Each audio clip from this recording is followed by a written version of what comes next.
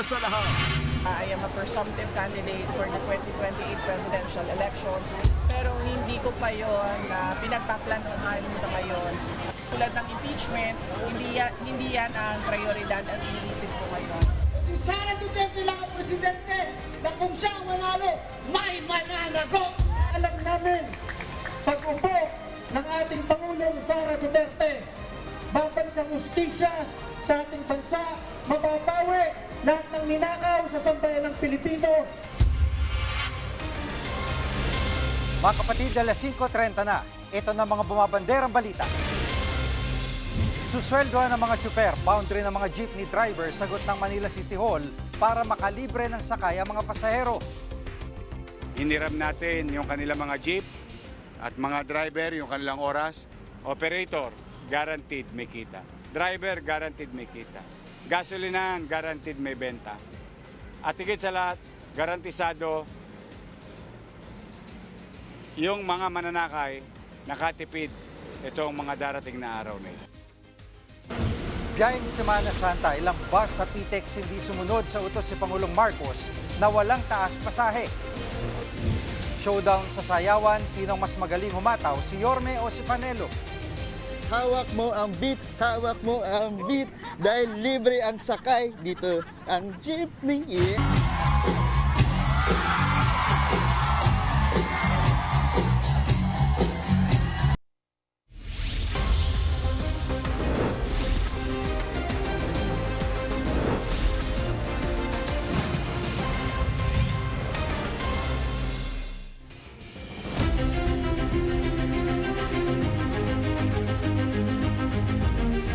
Para makatipid sa konsumo ng langis at makatulong sa mga commuter, pansamantalang papayagan ang pagka-carpool ng mga pribado sa sasakyan. Live mula sa Mandaluyong, nangunguna sa balita si News 5 Transportation Correspondent Gerard de la Peña. Gerard, paano ba magiging sistema rito sa carpooling at kailan ito ipatutupad? Well, Jiggy, pagkatapos ng Semana Santa, inaasahan niyang aarangkada na itong carpooling system na inaasahang makatulong sa mga commuter at kahit paano ay makapagpaluwag dito nga sa sumisikip na nating mga pampublikong transportasyon. Sa ilalim ng proposed guidelines itong carpooling system ay papayagan yung mga pribadong sasakyan, yung mga sasakyan ng mga opisina, ng mga negosyo at pati na rin ng mga government agencies na makapag-alok ng ride-sharing services. So point to point lang ito at hindi papayagan makapagsakay at makapagbaba dun sa gitna ng ruta. At papayagan lang din itong carpooling tuwing peak hours at isang biyahe lang din kada time slot. Pati ang singilan ng pasahe, mapalibre man ito o ambagan, ay ire-regulate na rin ng pamahalaan. Pinaplansya na ngayon ng LTFRB at ng MMDA yung guidelines ito para malaman kung sino at anong klaseng mga sasakyan nga ba ang pwedeng mag-participate dito. Sa ngayon ay kumukuha pa ng inputs ang dalawang ahensya mula sa iba't ibang stakeholders ng, dito na maapektuhan dito sa carpooling system. Pakinggan natin ang pahayag ng LTFRB at ng MMDA. Sana hindi gawing for profit. Or kung meron man, siyempre kailangan din ma-recover yung panggasolina, pang maintenance noong sasakyan, and then yung pang parking niya siguro. Pero wag naman po sana rin, na wag naman pong samantalahin na pagtubuan ng sobra-sobra. But this will be an online system. Di na sila kailangan pumuntang LTF.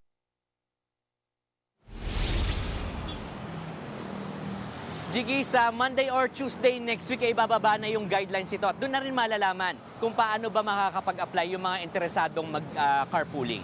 Jiggy. Kung tutusin yung carpooling, Gerard, ay option na ng may-ari ng sasakyan. Kasi, di ba, nasasakay niya na yun kung gusto niya magpasakay ng iba. Pero yung pinasukan siya ng gobyerno, hindi ba ito magbibigay window para maging lehitimo naman yung mga kolorum?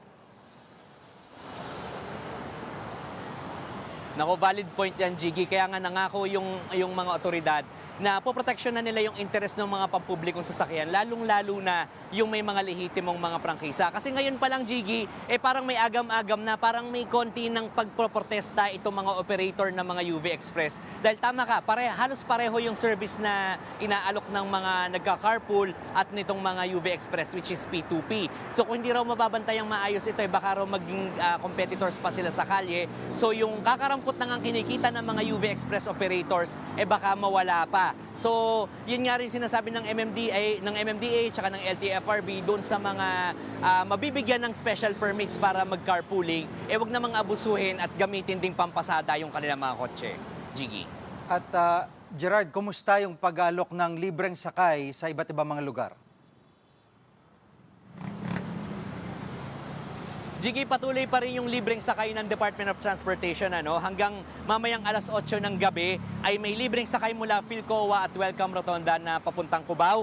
Meron din dyan sa bandang Loton hanggang sa Pitex, sa Commonwealth hanggang sa Fairview at Baclaran hanggang sa Monumento. Sa Maynila naman, halos 1,000 jeep yung kinontrata para mag-offer nitong libreng sakay. So ang sinabi ni Mayor Isko Moreno ay sagot nila yung kikitain ng mga jeepney driver. So yung mga driver na dati kumikita ng 200 hanggang 300 pesos na lamang dahil nga napakamahal na ng diesel ngayon, ay pwedeng umabot ng 1,000 yung kanilang take-home pay. Pakinggan natin ang pahayag ni Manila Mayor Isko Moreno.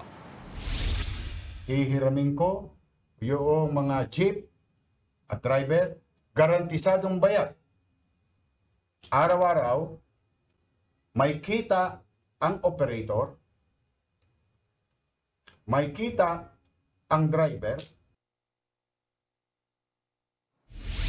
At Gerard, may bad news ba this week? Meron bang pagtaas sa presyo ulit ng petrolyo? Jiggy, ayon sa ating bolang kristal ay aabot ng 12 pesos ang dagdag sa kada litro ng diesel at nasa 2 pesos naman sa kada litro ng gasolina. So pag nangyari ito ay nasa 150 pesos na ang presyo ng kada litro ng diesel at aabot naman sa nasa 100 pesos ang kada litro ng gasolina. Yan muna ang latest. Balik sa'yo, Jiggy. Yan ang ulat ni Gerard de la Peña live mula sa Mandaluyong. Pinagpapaliwanag ng LTFRB ang ilang kumpanya ng bus na iligal umanong nagpatupad ng taas pasahe ngayong Holy Week. Live mula sa Parañaque Integrated Terminal Exchange o PTEX, nangunguna sa balita si Mobile Journal Ivan Tarinque. Ivan, gaano karami itong mga bus na ito? Jiggy, 8 bus companies ang na-monitor na nagtaas pasahe ngayong Semana Santa. Yan ay kahit sinuspindi na ni Pangulong Bongbong Marcos ang fare hike sa mga bus at iba pang public utility vehicles. Ayon sa Parañaque Integrated Terminal Exchange o PITX, papuntang Bicol Region ang 8 bus na iligal umanong nagpatupad ng taas pasahe. Nai-report na rin daw nila ito sa Land Transportation Franchising and Regulatory Board o LTFRB. Ayon sa ilang pasahero dito, kung dati nasa 1,100 pesos ang pamasahe papuntang Bicol, ngayon nasa 1,700 pesos na o mahigit 600 pesos ang itinaas. Naglabas na ng show cause order ang LTFRB laban sa 8 bus company na nagpatupad ng fare hike. Pakinggan natin ang pahayag ni LTFRB board member Greg Pua. Paalalahanan ko lang po yung ating po mga bus operators, lalo't-lalo na po ngayong Semana Santa. Huwag niyo pong samantalahin, huwag niyong pagsamantalahan po itong krisis na ito na kagustuhan ng ating mga kababayan na makauwi sa kanilang mga probinsya, huwag niyo pong pagsamantalahan. Dahil hindi po kami magdadalawang isip na suspindihin or kanselahin ang inyong mga prangkisa pag amin pong napatunayan na nagtaas kayo ng pamasahe. Ivan, sa ibang mga bus station, yung ibang mga driver na nakausap ko, sinasabi nila, nagbawas sila ng biyahe. Pero sa isang bus, kung dating walang nakatayo, sinisiksik na nila ito at hinahayaan nilang tumayo o kung gustong bumaba ng mga pasahero ay option nila na bumaba. Kung gusto nila tumayo, okay lang. Ibig sabihin, sa isang biyahe, 2 ang karga na load ng mga pasahero, ng mga driver na ito. Diyan sa PTEX, ngayon napakamahal ng petrolyo, meron ba mga pagbabago na discarding ginagawa itong mga operator o mga driver? Alam mo, Jiggy, yung ilang mga bus companies ngayon nagbawas na ng biyahe papuntang Batangas, Pangasinan at Nueva Ecija, no? Dahil nga dito sa napakataas sa presyo ng diesel, no? Bagamat may mga nakakapag-walk-in pa naman sa pagbili ng mga tickets, hindi naman ito nakukuha yung mga gustong oras at araw ng biyahe, no? Sa kabila nito, Jiggy, no, may ilan pang mga bus companies ito na pinupuno muna kasi yung bawat bus bago umalis. Sa kabila niyan, dumarami naman yung mga sumasakay, marahil mga kapatid nating mga dapat magdadala ng sasakyan, mas iniisip na lang na mag-commute na lang ngayon dahil medyo mahal nga or presyo mataas na yung presyo ng gasolina. Sa ngayon, no, Holy Monday, Jiggy, 81% na ng mga pabiyahing Bicol ang fully booked na, no, dahil ngayong umaga, ngayong hapon umabot na sa 113,000 yung pasahero, no. Normal pa naman ito doon sa pumapasok kasi yung average ito sa PITX ng 180,000 passengers per day, no. Pero inaasahan nga na pagdating ng Miyerkules muling bubugso yung mga pasahero dito sa PITX. Jiggy. Yan ang ulat ni Evan Tarinque live mula sa PTEX. May mga nananamantala pa rin sa gitna ng krisis sa langis. Sa Albay, isang lalaki arestado dahil sa hoarding at illegal na pagbebenta ng petrolyo. Live mula sa Camp Crame sa Quezon City, nangunguna sa balita si Brian Castillo. Brian, pakidetalye itong pagkakahuli sa suspect.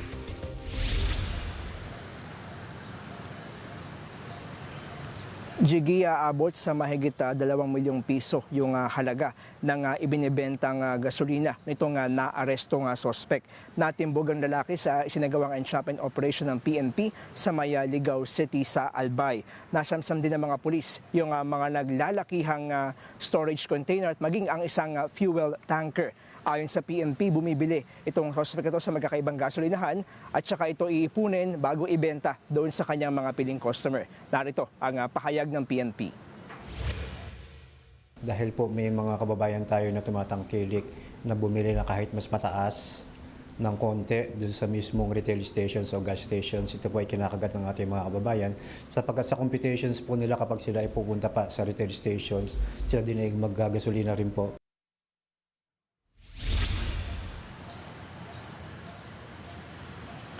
Jiggy, mahaharap ang suspect sa paglabag o sa kasong illegal trade and distribution of petroleum products. Jiggy. At Brian, ano pang ginagawang hakbang ng PNP para mabuwag itong mga nananamantala sa krisis sa langis?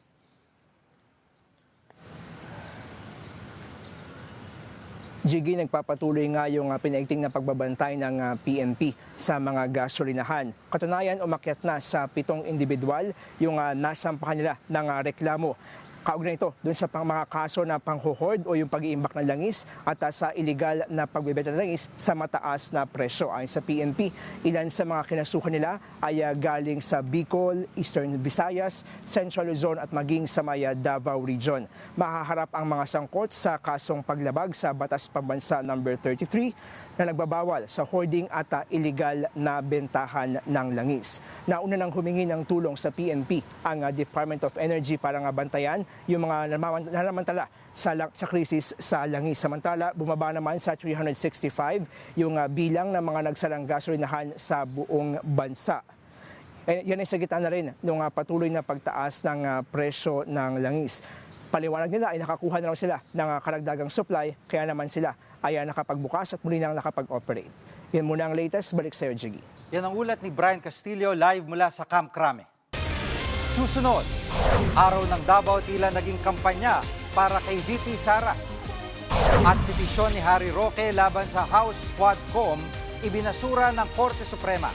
Diyan lang kayo mga kapatid, dapat una sa lahat.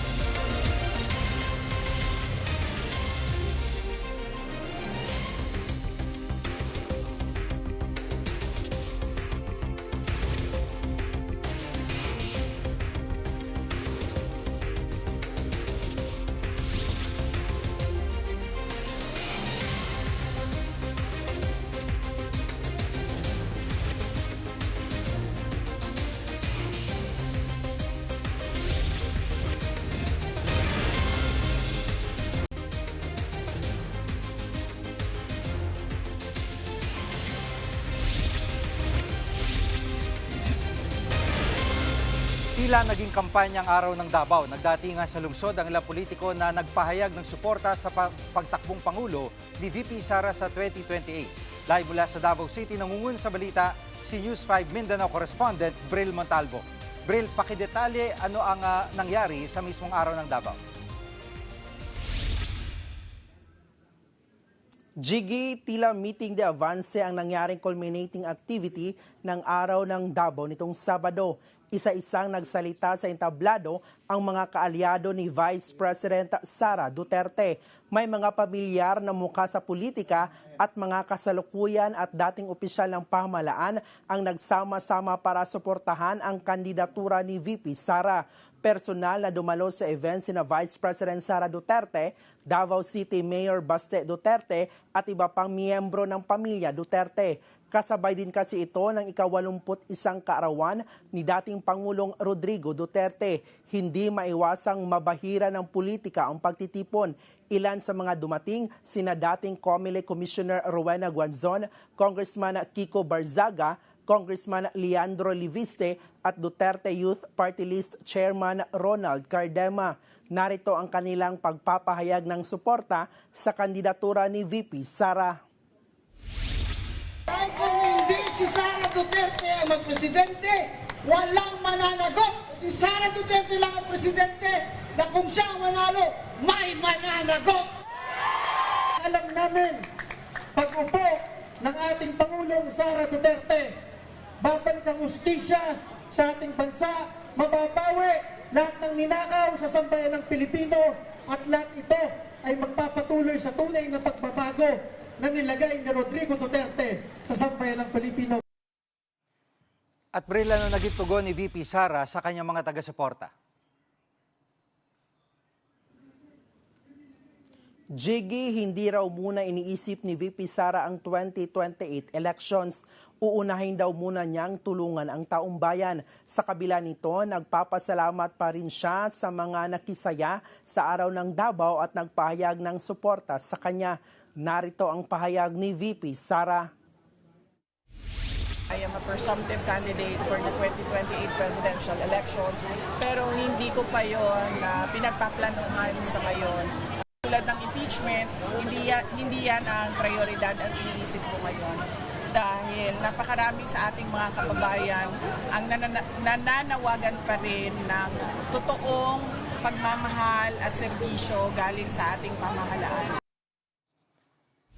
At Bril, nabalita natin yung nangyari kay dating ES Medialdea sa gitna ng pagdiriwang. Ano ang kabuang detalye nito at kumusta na siya ngayon?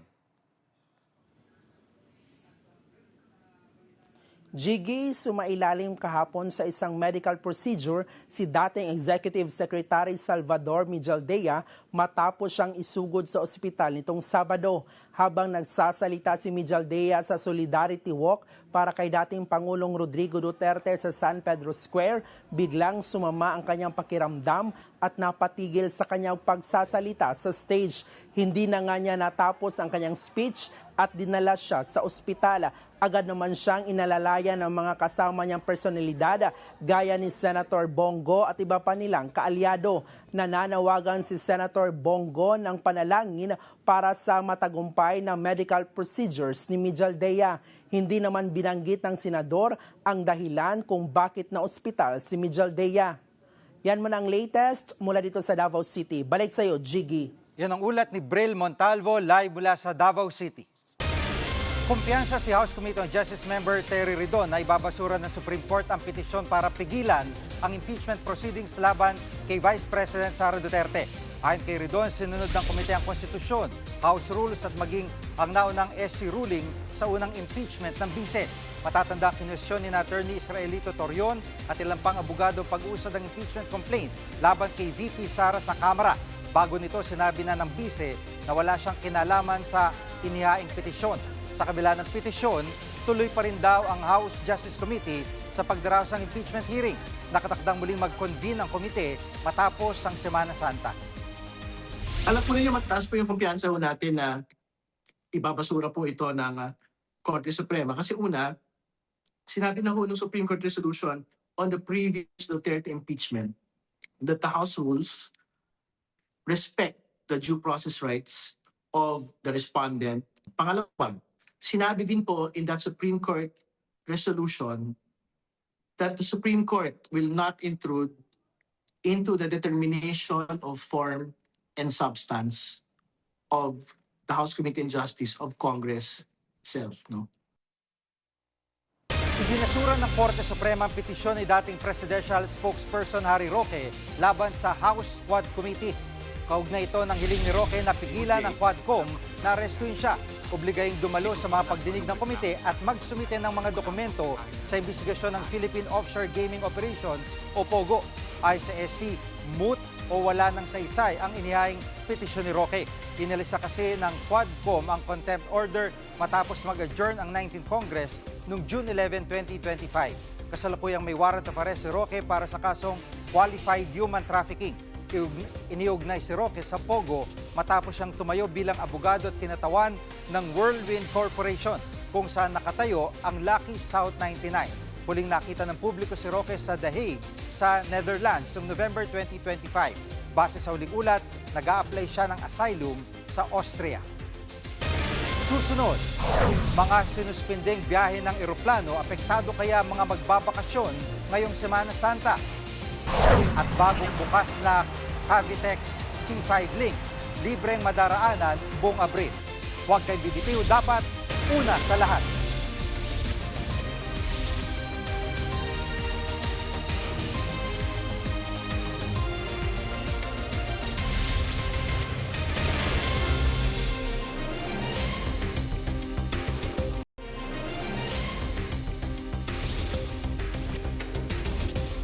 Umahaba na ang pila ng mga pasahero sa NAIA ngayong Lunes Santo at posible pang dumami habang papalapit ang Holy Week break. Live mula sa NAIA Terminal 3, nangunguna sa balita si Ian Suyo. Ian, kumusta ang sitwasyon dyan at gaano karaming pasahero ang inaasahan?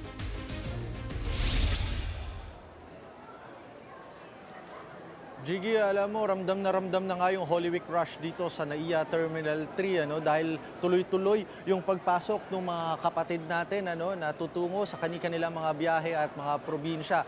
Yan ay sa kabila nga ng sunod-sunod na pagtaas ng presyo ng gasolina at ng mga produktong petrolyo. Ayon nga sa pamunuan ng NAIA ay inaasahan nila na aabot sa nasa 1.35 million ang bilang ng mga pasahero na tutungo dito mula yan March 28 hanggang April 5. Mas marami yan kumpara sa 1.32 million na bilang na naitala ng pamunuan noong nakaraang Holy Week noong 2025. Ang ilang pasahero nga dito maagang dumating para hindi malate sa kanilang mga flight at pakinggan natin yung naging panayam natin sa kanila. Medyo inagahan namin kasi malayo pa pinanggalingan namin. So mga 12 nandito na kami. Mahirap kasi itong time na to, bakasyon na rin ng mga bata. So mahirap umalis ngayon. Pero wala tayong magagawa, kailangan natin magtrabaho.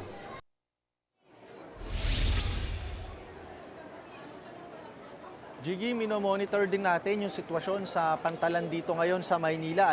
Kanina nga tumungo tayo sa Manila North Harbor Port kung saan marami-rami na rin yung mga kapatid natin na nagtutungo na doon para sa kanilang mga biyahe. Sa tansya ng Philippine Ports Authority, aabot sa 2.46 million yung bilang ng mga pasahero na tutungo at babiyahe sakay ng barko sa buong stretch na po yan. Same date din, March 28 up until April 5. Mas marami yan kumpara naman sa 2.41 million na naitala noong nakaraang taon.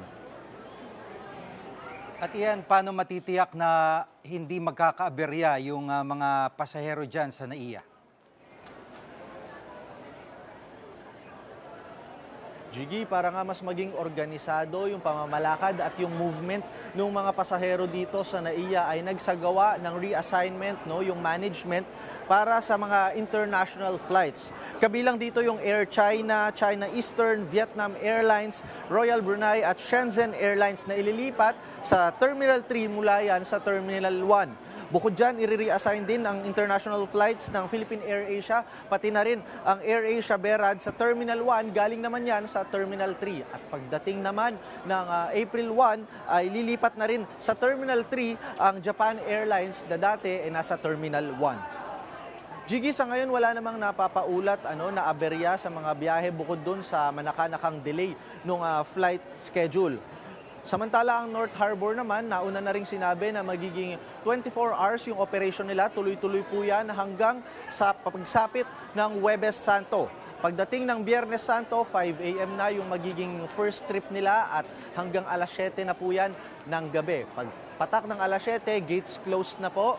and then magsasagawa rin ng power interruption para rin sa maintenance nila. Magbabalik operasyon sila pagdating na ng Sabado ng tanghali, 12 noon onwards na po yan, at magbabalik na po sila ng 24-hour operation nila pagdating na po ng Sunday na po, linggo ng pagkabuhay. In anticipation na rin yan sa pagbabalik din ng mga kapatid natin na galing probinsya at patungo na po sa Maynila.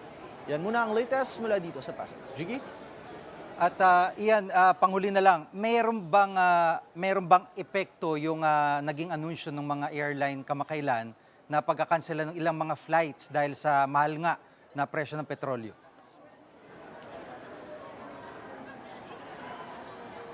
Jiggy, nakatanggap nga tayo ng ulat na nagkaroon nga ng kanselasyon yung Philippine Airlines, particular na sa mga biyahe nila Manila to Riyadh or Riyadh to Manila hanggang April 8. At ang epekto nga niyan, marami sa mga kapatid natin or may ilan na talagang dismayado dahil yung expected na date sana nila mamumove na naman further. At ang epekto niyan, kunwari galing sa malayong lugar, bumiyahe na, tapos saan pa sila tutuloy dito? Dagdag gastos na naman, maghahanap ng accommodation and hotel hanggang hintayin yung kanilang rebooking flight. At isa pa, karagdagan pa dyan, Jiggy, nagsabi na rin yung pamunuan ng PAL na ready naman daw sila para sa libreng rebooking ng mga kanseladong flight na yan, o di kaya ay gawing flight credits, yung ginastos para sa pagbubuk ng biyahe na yan. Jiggy? Yan ang ulat ni Ian Suyo live mula sa NAIA Terminal 3. Isinabay naman sa Semana Santa ang pagbubukas ng bagong Cavitex C5 Link. Mapapabilis ito ang biyahe mula Taguig, papuntang Parañaque at pabalik. 15 minuto na lang inasahang travel time mula sa dating 1.5 oras. Pinangunahan ni Pangulong Bongbong Marcos ang pagbubukas ng kalsada kanina. Sinabi niya na libre itong madadaanan buong buwan ng Abril. Malayo man tayo sa gera sa Middle East, malapit naman sa sikmura ang epekto nito sa atin. Dahil sa walang prenong taas presyo sa petrolyo, parehong hirap ang mga tsuper at pasahero. Ang mukha ng kwento dokumentado ni Angela Lagudzad Castro.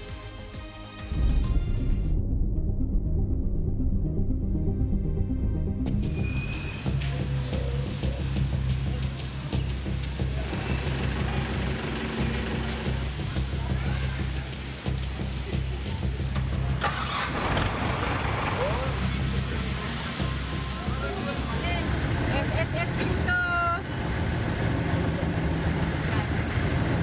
13 pesos. So, dalawa.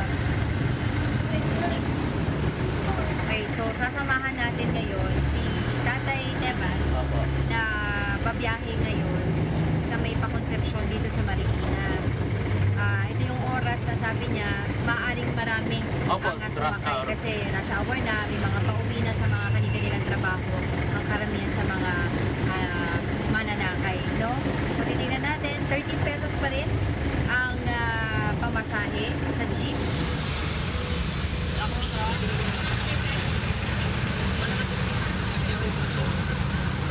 Bago magka-crisis ma'am, hindi sa pagayabang talagang kumikita kami ng pinakamababa na ma'am, 1,000, 1,500 hanggang 2,000.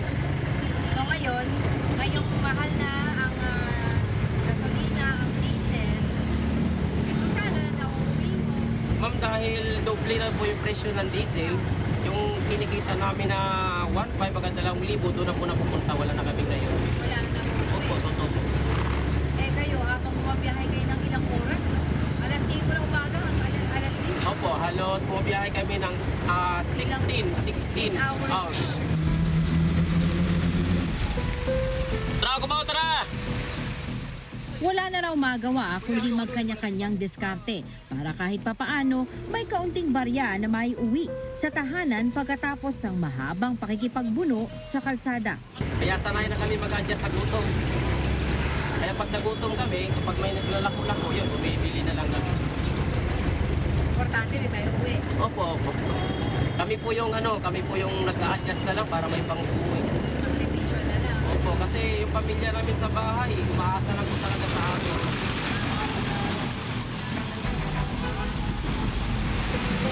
Bali ilang litro na lang yung 400, sir? Grabe. Wow. Ang pula ngayon, pag bumiyahe ako ng ganong sistema pa rin, katulad pa rin dati, nung normal na biyahe, ang diesel ko talaga umabot na ng 3,000. 2.8, 2.5 hanggang 3,000 depende sa traffic. Magkano naman ang nauuwi mo na? Ma'am, wala na po, ma'am. Wala na? Opo, kasi yung income ko dati na kumikita ko ng 1.5 hanggang 2,000, napupunta na po doon sa diesel. Kasi dati diesel ko 1.2, 800, ngayon umabot na po ng 2.8, 2.5, depende pa sa traffic. Hindi lang mismo ang mga driver ang direktang apektado ng patuloy na pagtaas ng krudo, kundi ang kanilang pamilya na patuloy na umaasa sa kanilang kakarampot na kita. Yung sarili dapat naming maiuwi na sa pamilya na pupunta sa diesel. Ay paano naman yung pang-pamilya namin? Masakit, makikita ko yung anak ko na dati may pasalubong ako. Ngayon wala na po talaga akong papasalubong na, katulad yan, pasalubong na biskwit o kung ano dyan na merinda, wala na po talaga. Kayo sa bahay, nag-uusap ba kayo ng misis mo tungkol dito sa sitwasyon na to? Ma'am, sa ngayon medyo mahirap kasi siya mismo yung naghahawak ng budget. Siyempre lahat ng pangailangan medyo kapos talaga, medyo hindi kami magkaintindihan dahil sa financial. Kung dati lagi kami nag-uusap ng maayos kasi nabibigay ko yung lahat ng pangailangan. Ngayon siyempre, so lang anong gawin ko? Wala naman akong magawa. Umaasa lang ako ron sa pamamasada.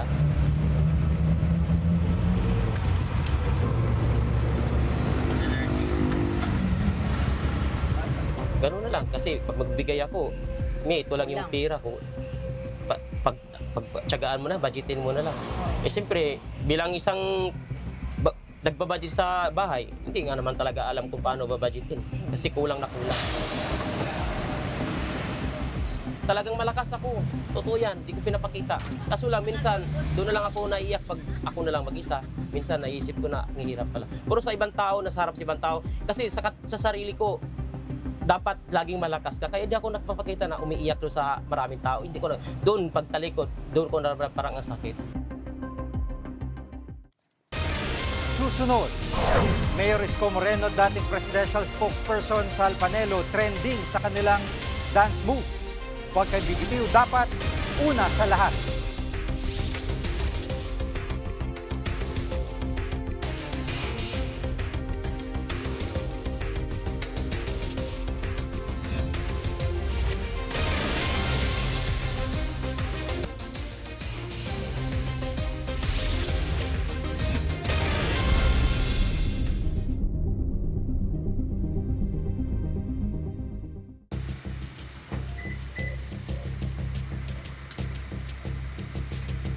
Sa patuloy na pagtaas ng presyo ng langis, kahit ang mga middle class ay umaaray na rin sa napakamahal na presyo ng petrolyo. Bagong driver pa nga lang ako actually, Miss Angela. Kasi nga, paglabas ko ng eskwelahan, wala ng LRT, nakakatakot naman mag-jeep. Pinili ko na lang din na hindi na muna mag-drive. Actually, ang full tank ko noon is around 1,500 to 1,800. And matipid naman ako sa gas, so umaabot siya ng 1 linggo, kayang-kaya na. Ngayon, parang 95 per liter na kasi yung sa gas na inaano ko. So, baka 3,000, maabot na ng 3K. Dodoble talaga ang full tank. Kaya from 4 wheels, naging isang certified commuter na ulit si Angel. Sa Santolan Station, sir po. So ngayon, magko-commute tayo papunta sa Santolan Station kasi papasok na to si Angel sa University of the East, no? Mula dito sa kanyang bahay, nag-tricycle muna kami to Santolan Station. Magkano ang bayad ng tricycle? 30 pesos. 30 Kapag pesos. ganitong may araw pa. Pero pag sa gabi, 40. Mas mahal siya. Pero may... Salamat po! Ito na, so araw-araw na to.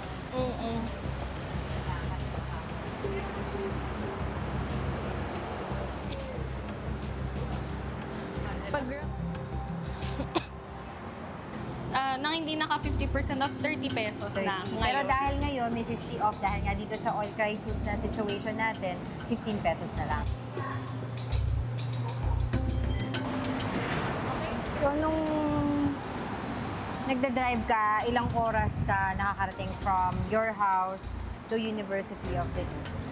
1 hour din po, 1 hour at most, pero komportable po talaga.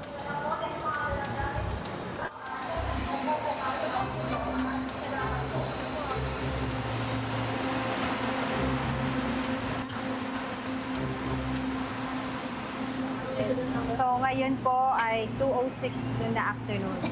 So titingnan natin kung anong oras, no, tayo makakarating sa University of the East. And nakikita mo yung sarili mo na patuloy lang talaga makukommute. Ano lang, siguro ang pinaka-kinalulungkot ko lang kasi 200 pesos din nga katulad ng nabanggit ko kanina yung binabayaran ko pa uwi dahil pagdating ng 9:20, sarado na kasi ang LRT. Kung ganun, magtitiis na lang talaga at nung bumalik ako ng pagko-commute, parang dagdag pagod talaga siya. Kasi kailangan mas maaga kang maligo, mas maaga kang pumunta ng tricycle, mas hihintayin mo yung bagon, makikipagsiksikan ka. Sa rin po natin nakahawak sa train safety handrails, iwasan sandalang pigilan, magkabilang pintuan ng train. Ito na, 2:06 tayo kanina, di ba? Ngayon ay 2:27 na. So, 21 minutes actually ang inabot ng ating biyahe. Kasi ito na, malapit na tayo sa Ligarda Station.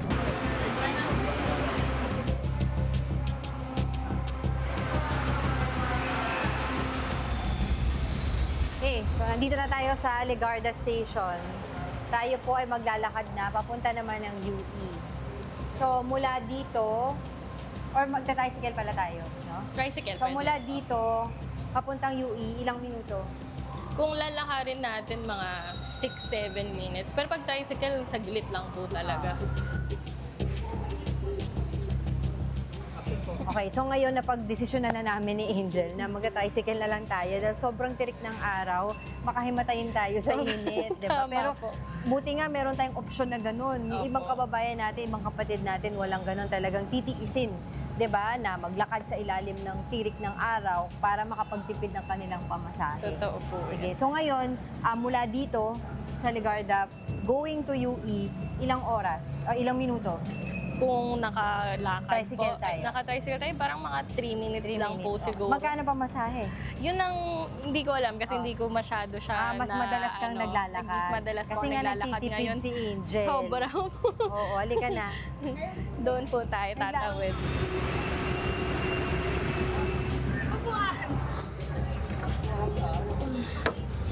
Kanyang eskwelahan.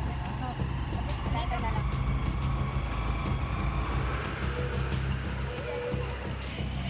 Umalis po si Angel sa bahay na bagong ligo. Ngayon basa pa rin naman pero pawis na po. Diba? So ito, ang buhay commuting, diba? Opo. Estudyante na commuter. Ang naging downside lang po nun, parang mas naging pagod po ako sa first class. So yung parang unang question ng recitation, nawawala na talaga sa isip ko. Kasi kahit sabihin mong nagre-review ako sa daan, parang ano po napapatungan ng pagod, ng init. Ayun, opo. Totoo yun. Tapos, mamaya, pagkatapos ng klase mo, panibagong pakikibaka ulit yun. So, overall, ang estimate natin na binyahe natin ay ilang oras? Mga 45 minutes. Kasama na lahat ng paghihintay, lakad. Nako, talagang nakakapagod mag-commute, no? Ito, isang araw pa lang natin ginawa na naranasan ko, napagod na ako.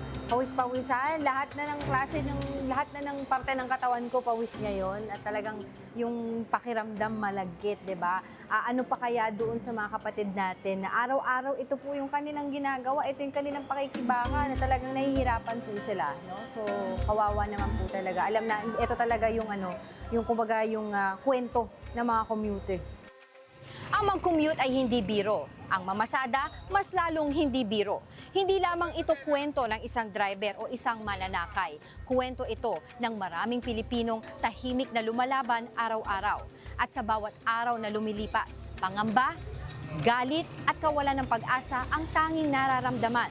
Hanggang kailan kakayanin? Makakaramdam pa ba ng ginhawa? Angela Lagunsad Castro, mukha ng maliliit, isyong malalaki, dokumentado. Naipasa na ang beat kay Manila Mayor Isko Moreno. Hawak mo ang beat, hawak Kumasa si Yorme sa trending na hawak mo ang beat challenge ng ating traffic tito, Mondi Lopez sa Good Morning Kapatid. Yorme, bilang dancing traffic dito po ng TV5, hinihiling po ng mga kapatid natin, baka po pwede po may sample lang tayo. Sabayan nyo lang po ako gaya po ng iba namin. So, hawak mo ang beat lang, sir. Para lang masaya dahil celebration natin ito. May libre tayong pamasahe mula kay Yorme. Yorme, gaya lang po kayo. 1, 2, 3. Hawak mo ang beat, hawak mo ang beat. Dahil libre ang sakay dito ang jeepney. Yes, Yorme. Maraming pong salamat. Yorme, thank you po. Ayan. Yorme, maraming salamat. Nadali mo ko. May entry rin sa sayawan si dating presidential spokesperson Salvador Panelo. Nag-ala Michael Jackson siya ng sayawan ang supporter sa Davao City. Kasabay ito ng pagdiriwang ng birthday ni dating Pangulong Rodrigo Duterte nitong Sabado.